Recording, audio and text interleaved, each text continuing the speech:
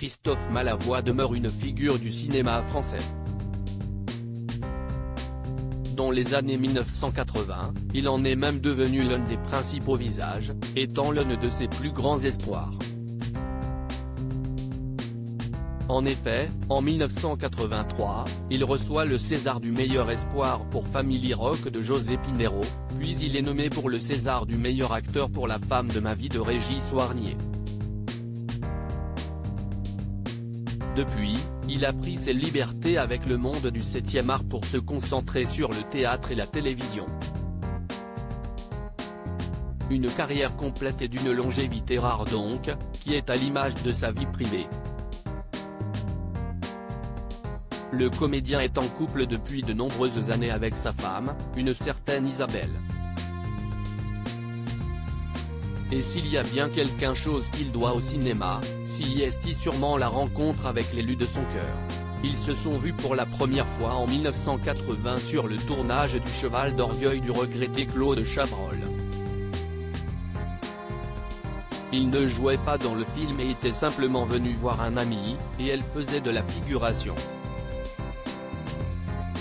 La réussite d'un couple, c'est de rencontrer son névrose et elle avait 21 ans et moi 27, j'étais au chômage, je ramais, se souvenait Christophe Malavoie à propos de ce moment auprès de nos confrères de gala en 2013.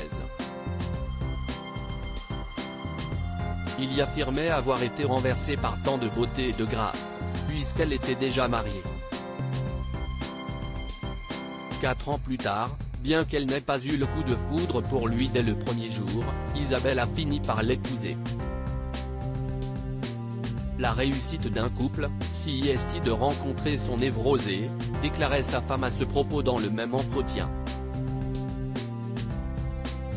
Au fil des ans, elle lui donnera 3 beaux enfants.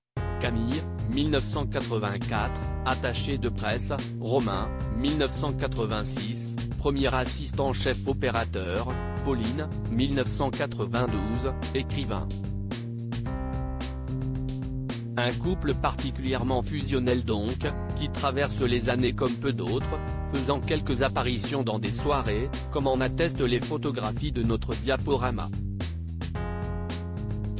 Depuis, les deux tourtereaux, devenus grands-parents, qui filent toujours le parfait amour, ont choisi de s'installer à la campagne, loin de Paris et de son tumulte permanent où on est accaparé par des choses souvent sans importance.